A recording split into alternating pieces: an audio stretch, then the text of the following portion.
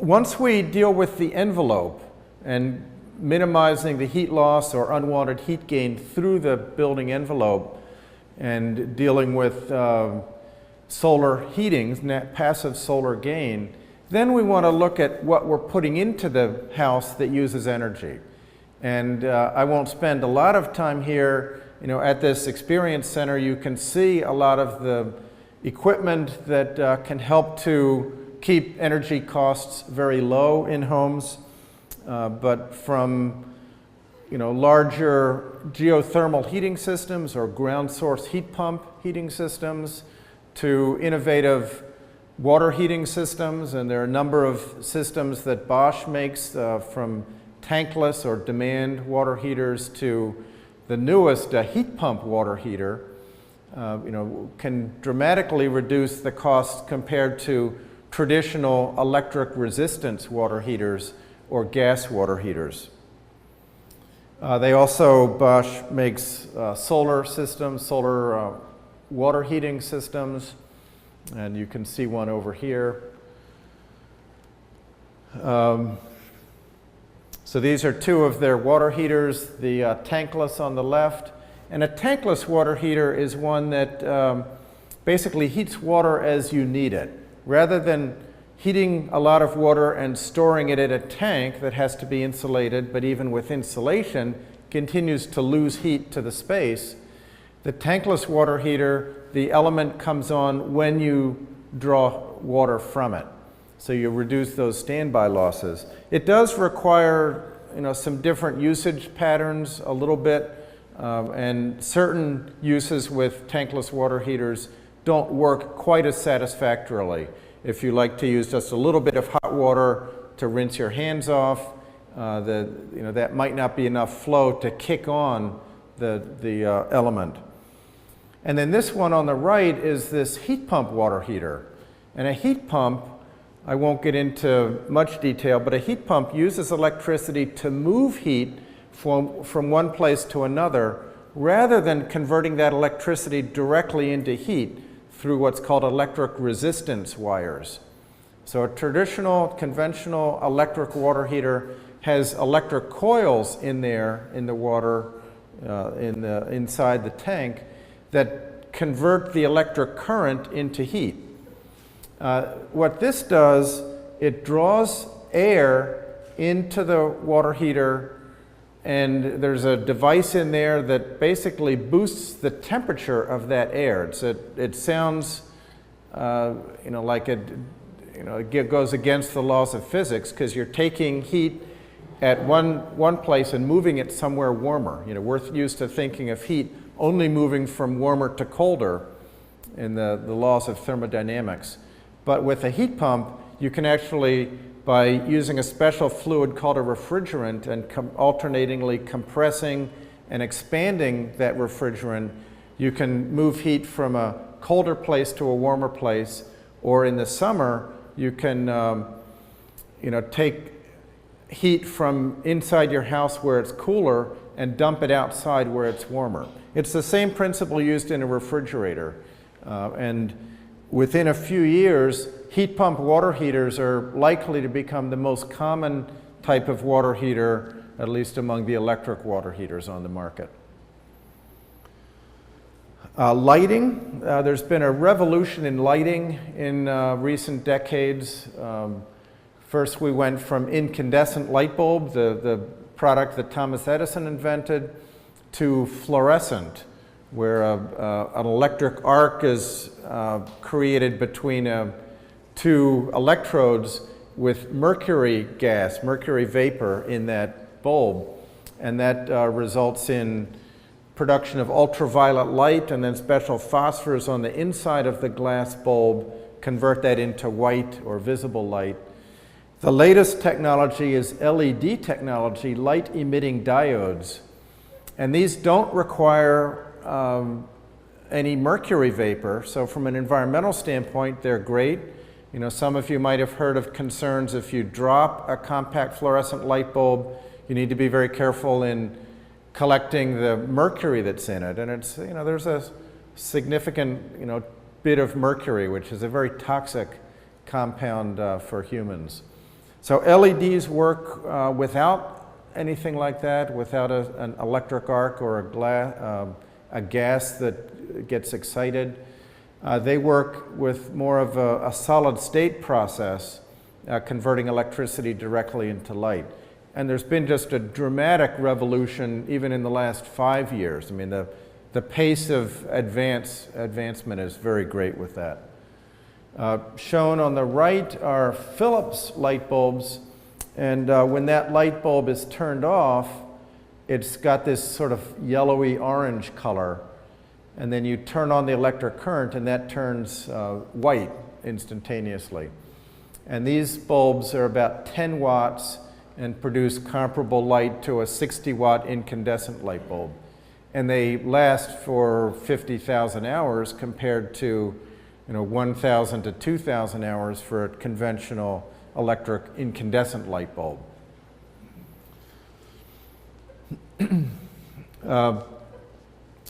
Once we get our loads down low enough with energy efficient lighting and appliances and heating systems, we can look at using renewable energy to help to further reduce our costs.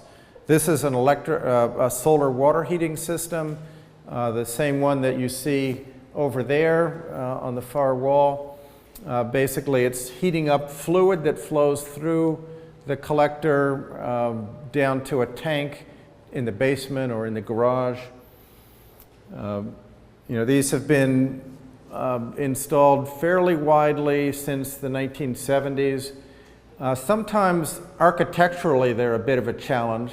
I happened to see this house a month or two ago in Massachusetts with this, what I think of kind of inappropriate application for a solar water heater on a rooftop that doesn't face south. With solar you want to be facing south to benefit from maximum solar gain year round. Obviously you can bend the rules a little bit and mount these in odd ways, but architecturally it affects the house quite a bit. And interestingly, there's been a trend in recent years that I think will continue to not install solar thermal water heating, these solar collectors, but rather install solar electric systems and generate electricity. And solar electric panels, I think I've got a photo here, don't have any moving parts. So there are no pumps to wear out, no fluids that might overheat if the pump fails and the sunlight bakes the heat transfer fluid. So a lot of builders and designers I know are now skipping the solar thermal system and going directly to solar electric, and then using an advanced water heater like these Bosch, the heat pump water heater, to efficiently use that electricity to heat water. And the economics are now pretty close to even as the cost of solar electricity has come down so much.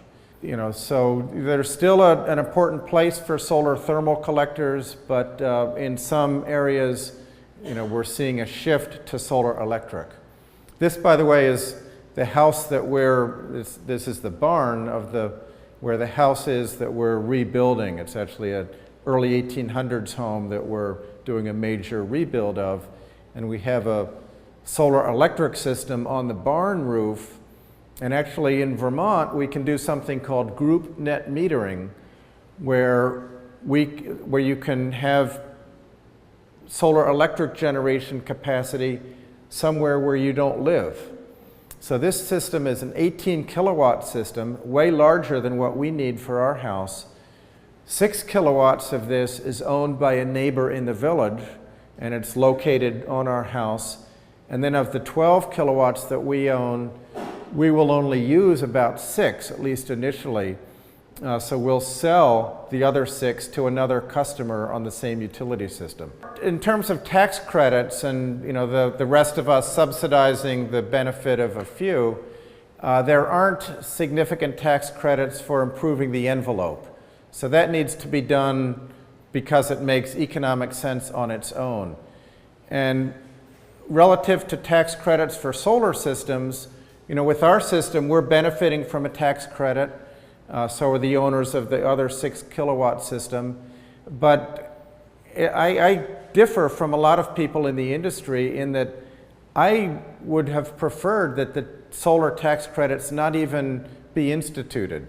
I think they've created an artificial market for solar electric systems, and before there were solar tax credits for solar electric, demand was growing. It was a very gradual, healthy, sustainable growth.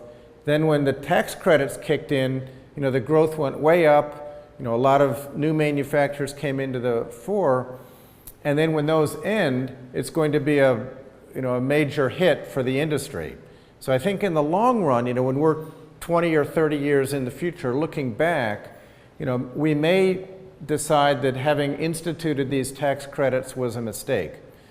But without tax credits, the payback will be longer because the cost is higher, the initial cost. But you still can get a payback within 10 to 15 years on most systems. This system was about $60,000, and again, that's for both our part of it and the part that the neighbor owns, and that's before any tax credits. It depends a lot about competition locally, and we're fortunate in Brattleboro, Vermont, where we live near, that there are 3 or 4 installers that are competing against each other. So installation costs are actually pretty low for us.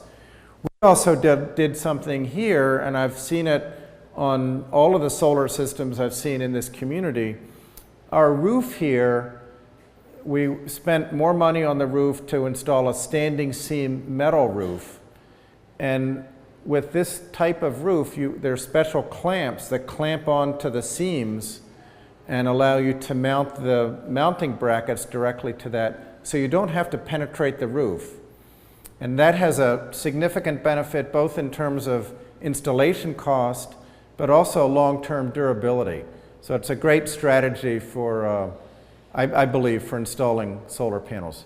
This system is feeding power into the grid, into the electrical grid, the utilities electrical grid, and then we're drawing power from the electrical grid. So it's what's called a net meter. When we're producing more electricity than we're using, our meter runs backwards and we're generating credit. And when at nighttime, when we're using electricity, the meter flows the normal way from the electric company to us and runs the meter the normal way. So it's a net metered system, and what that means is that effectively the electrical grid serves as the battery bank in a sense. And that works fine right now with a few percent, less than 5% typically of solar electricity feeding into the grid. If everybody had solar systems on their roofs, the utility companies would have to figure out better ways to store that electricity and provide it when people need it. And as a lot of us, myself included, are aging, while we're earning good money, I believe it makes sense to invest in systems like this that will reduce the operating costs once we're on fixed income. That $13 a month is a great feature, if you're on a fixed income in 10 years or whatever. There are some companies that have been working with what's often called building integrated photovoltaics, where for example, here with this standing seam, there's a company that makes a sort of a very thin, flexible mat that gets installed into the panel itself, into the roofing panel.